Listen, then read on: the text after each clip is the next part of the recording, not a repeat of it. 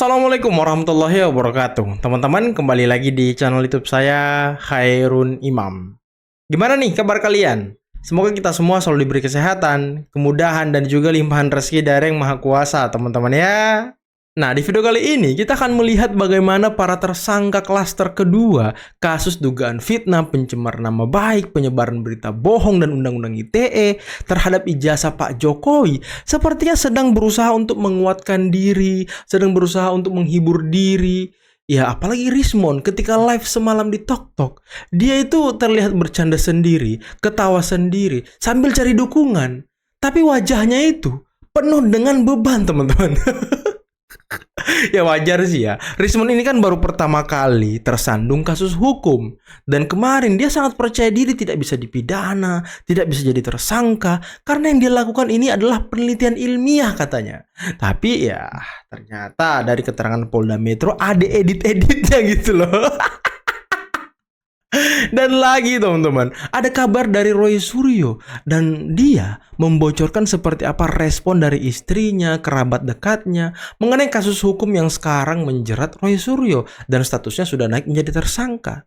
Apakah ada respon yang berlebihan dari istrinya ataukah istrinya memang sudah biasa melihat Roy Suryo jadi tersangka? Nanti kita simak teman-teman ya. Dan terakhir, ternyata Bung Andi Azwan dan juga beserta relawan-relawan Pak Jokowi dan ada juga di sana YouTuber Nusantara melaporkan Rismon, Michael Sinaga dan juga si Janes ke Polres Jakarta Selatan atas kasus dugaan fitnah. Wah, ini Rismon bisa berlapis-lapis nih pasalnya teman-teman. Bisa dihukum 20 tahun kali ya nanti Rismon ini ya. Oke, sebelum kita mulai videonya jangan lupa like, subscribe, dan share. Dan tanpa perlu berlama-lama lagi, mari kita mulai videonya berikut ini. Saya yakin, tetap sekali lagi sebelum saya tutup, saya sangat yakin akan muncul putra-putri bangsa, ya, pemberani dan tidak pengecut yang akan melanjutkan perjuangan ini. Waduh, yang akan melanjutkan perjuangan ini. Nah, sekarang saya tanya kalian yang nonton video ini, ada nggak di antara kalian yang sudi anak turunan kalian mengikuti jejak perjuangan Rismon? Kalau saya sih nggak sudi, teman-teman. Ya, yang akan melanjutkan perjuangan ini, oke? Nggak ada, Bon, nggak ada. Lama-lama polisi bisa dipakai untuk menentukan masuk surga atau tidak ya.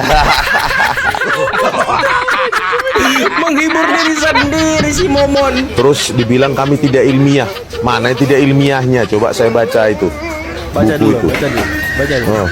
Masa polisi bisa menentukan ilmiah atau tidak? Kan dari ahli. Memang tugas polisi ya menentukan ilmiah atau tidak ya. Dari ahli, Mon. Kalian aja menentukan masuk surga apa? Lama-lama polisi bisa dipakai untuk menentukan masuk surga atau Nangis, tidak ya. Nangis saja. Bagaimanapun kan ada orang-orang di sekitar Mas. Ya, Ada istri, ada Ya. keluarga, ada ibu kalau masih ada. ya ada. Bagaimana mereka melihat sikap mereka setelah Ya, alhamdulillah. penetapan ini? Setelah tadi mereka beliau-beliau itu mendengar ya, istri saya juga mendengar langsung dan langsung saya beritahu karena saya mendengar pertama kali itu di kendaraan, ya, karena saya memang sudah diberitahu juga, Mas, standby ya, kalau nanti ada penutup, oke, dan kira-kira jam 10 lebih ada breaking news, dan kemudian saya lihat Kapolda Metro Jaya, ya, Irjen Asep, ya, kemudian Orang Sunda. ada di situ, ya, dan membuat itu ya udah, ya saya beritahu lah, gitu, dan alhamdulillahnya apa? Semuanya menyatakan kuat Mas, kita doakan. Kuat, tapi jangan nangis dong, jangan nangis. Kuat tapi jangan nangis. Kasihan kali loh. Kuat Roy, kuat. Kayak biasa kan ngomong itu. Tapi yang 1% ini berani bersuara. Sementara yang 99% ini takut. Nah makanya saya mengajak kawan-kawan mulai sekarang jangan takut melawan mereka. Ayo kita lawan opini mereka, dalil-dalil hukum mereka kita lawan. Karena bahaya kalau nggak begini, Pak. Sebelum kerusuhan di DPR, Pak, grup Roy Suryo, Rocky Gerung dan lain-lainnya itu udah berbicara bubarkan DPR, ganyang DPR dan lain-lain. Wow. Itu beberapa kali mereka berbicara. Akhirnya kejadian kan, rumahnya Mas Aroni, rumahnya Wekuya di Saprodi kan, kejadian. Nah, provokasi itu provokasi simpel dianggap kita, tetapi itu membahayakan, Pak. Ditambah lagi sama akun-akun fake yang di media sosial yang seakan menjudutkan Pak Jokowi dan Pak Prabowo. Itu membahayakan kalau kita nggak lawan. Dan saya beberapa kali diancam, Pak. Tapi saya masa bodoh, fisabilillah. Saya jihad fisabilillah, saya nggak takut sama mereka. Dan saya meminta kepada Kapolda, tolong ditahan minggu ini Pak, atau minggu depan paling telat. Karena sesuai dengan proses, ya, kalau sudah ada pengumuman tersangka, berarti tersangkanya akan dipanggil di BAP lagi untuk menjadi, untuk melaksanakan berita acara pemeriksaan untuk tersangka. Tersangka. Dan kita ikuti terus Ya. sampai persidangan. Jadi kami akan kawal terus, kami Pro Gibran akan kawal terus sampai persidangan ya, kami tidak akan pernah menyerah.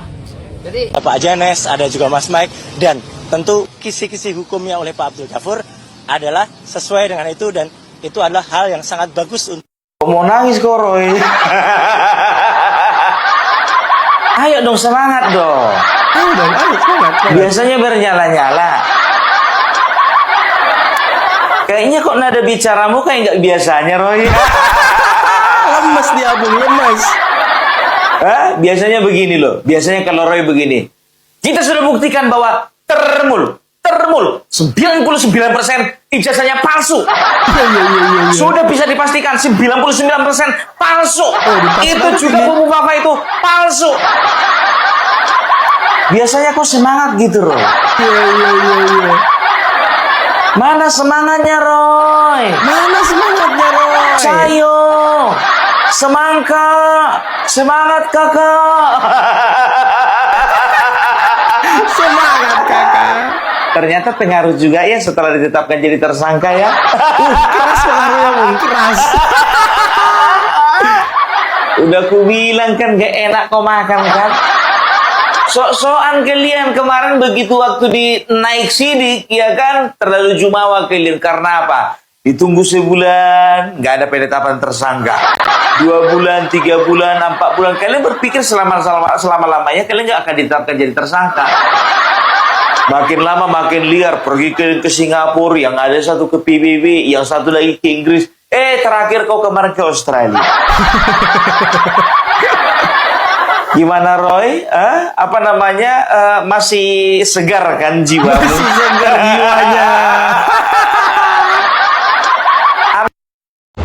Bersama-sama kami untuk membuat suatu laporan kepada kepolisian, tepatnya itu ada di Polres Jakarta Selatan, mengenai tuduhan fitnah yang dilakukan oleh 3 orang, yaitu Rismon Sianifar, Michael Sinaga, dan Janes Siahan. Tuduhannya adalah mengatakan bahwa saya tersangka TPPU dari kasus mantan Wamenaker Immanuel Ebenezer yang sudah saya klarifikasi melalui video testimoni saya. Dan ini merupakan suatu fitnah yang keji karena memang ingin membunuh karakter saya. Dan selama ini tidak ada yang namanya surat satupun baik dari KPK maupun dari pihak kepolisian. Jadi ini murni yang dia lakukan oleh mereka ini adalah tuduhan-tuduhan keji. Dan bukan hanya itu, dia juga menuduh bahwa saya ini adalah keturunan PKI. Ya, Sentana TV itu, dan saya lihat juga dia berkoar-koar juga meminta adik saya Mosato TV Irjan untuk menutup itu kanalnya, ya kan? Justru yang terbalik, yang harus ditutup itu adalah kanal Sentana TV. Itulah pusat dari yang namanya fitnah-fitnah dan juga mengadu domba anak bangsa. Sentana TV dan kawan-kawannya. Bukan tidak puas ya, karena satu ini lolos nih, yang namanya Michael Sinaga ini. Nah itulah adalah otaknya sebetulnya. Otak dan bohir dari Rismon dan si Janes Siahan itu. Enggak tersangka, si Janes Itu mereka juga nih. Karena kalau kita lihat pembicaraan-pembicaraan mereka didirect oleh Michael Sinaga ini gitu. Dan saya tidak tahu, saya tidak kenal dia. Saya tidak pernah berbicara sama dia. Memang satu frame pernah waktu di Garuda TV itu, dan kelihatannya memang dia mengatakan saya bahwa saya cacat logika. Saya kembalikan lagi, cacat logika dia itu melebihi cacat logika yang dilakukan oleh Rismon. Rismon dan kawan-kawan kembali berulah. Lagi-lagi mereka bermain di wilayah kotor, fitnah digital. Kali ini target mereka bukan pejabat, bukan menteri, tapi seorang relawan Jokowi bernama Andi Azwan. Oh iya, ini yang tadi. Mereka menyebarkan kabar di media sosial seolah-olah KPK telah menetapkan Andi sebagai tersangka kasus tindak pidana pencucian uang. Nama Andi juga dikait-kaitkan dengan kasus pemerasan yang menyeret mantan Wamenaker Immanuel Ebenezer. Wow. Ceritanya dibumbui dengan angka fantastis. Katanya Andi menerima uang panas miliaran rupiah dari hasil pemerasan tersebut. Tapi mari deh kita gunakan logika paling dasar. Luar biasa emang Kalau semua benar ini ya. Andi jadi tersangka KPK, di mana pengumuman resminya? KPK adalah lembaga resmi negara. Mereka selalu mengumumkan status tersangka melalui konferensi pers atau publikasi di situs resminya. Sampai hari ini tidak ada satupun dokumen, surat panggilan atau keterangan publik yang menyebut nama Andi Azwan. Tidak di situs resmi KPK, tidak dirilis media, tidak juga di dokumen hukum apapun. Jadi pertanyaannya, dari mana sumber informasi besar yang disebarkan Rismond dan kawan-kawan itu berasal? Dari mimpi, dari grup WhatsApp yang mereka buat sendiri. Tuduhannya jelas fitnah yang keji yang dirancang untuk merusak reputasi Andi. Padahal Andi tidak pernah diperiksa, apalagi menerima uang sepeser pun dari siapapun terkait kasus tersebut. Betul. Ia bahkan dengan tegas membantah semua tuduhan, menyebutnya sebagai serangan politik yang busuk dan penuh kepanikan. Dan kini Andi memutuskan untuk melawan. Dia akan melaporkan Rismond, Roy Suryo, dan Dr. Tifa ke polisi. Langkah ini bukan soal dendam pribadi, tapi bentuk perlawanan terhadap budaya fitnah yang semakin merusak kehidupan publik.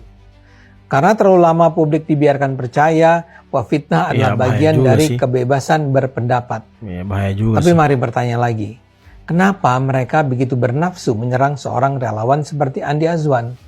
Andi bukan pejabat, bukan konglomerat, bukan elit politik yang punya akses ke anggaran triliunan. Jadi apa yang membuat mereka menargetkan orang biasa yang menjadi relawan Jokowi? Apakah karena mereka sudah kehabisan bahan serangan untuk menghantam Jokowi? Atau ini adalah cara putus asa mereka agar tetap relevan di tengah reputasi mereka sendiri yang mulai rontok satu persatu? Sebab faktanya, Rismond, Tifa, dan Roy Suryo kini telah ditetapkan sebagai tersangka oleh Polda Metro Jaya dalam kasus fitnah ijazah palsu Presiden Jokowi. Fitnah juga ya kan? Polda bahkan menyebut adanya 8 tersangka dalam kasus ini, semuanya terlibat dalam pencemaran nama baik, fitnah, dan manipulasi data. Tapi kurang sih. Ya, tapi bukan introspeksi, mereka justru menggandakan kebohongan, berpura-pura seolah-olah masih membela kebenaran. Apa mereka pikir publik sebodoh itu? Bahwa orang tidak bisa membedakan mana fakta hukum dan mana narasi fiksi yang mereka sebarkan di media sosial. Mereka mengaku mewakili suara rakyat, tapi yang terlihat adalah frustrasi pribadi karena narasi mereka gagal total. Setelah isu ijazah palsu Jokowi terbukti bohong, mereka kini mencari kambing hitam baru, Andi Azwan. Padahal Andi hanyalah relawan, tidak punya proyek, tidak punya jabatan, tidak punya kepentingan politik apapun. Jadi apa motifnya selain sekedar iri, dendam, dan obsesi menjatuhkan orang baik hanya karena berbeda pandangan politik? Yang dilakukan Rismond, Roy, dan Tifa bukan sekedar fitnah. Ini sudah masuk kategori pembunuhan karakter. Tapi sayangnya zaman sudah berubah. Publik sekarang jauh lebih cerdas dan teknologi membuat kebohongan cepat terbongkar.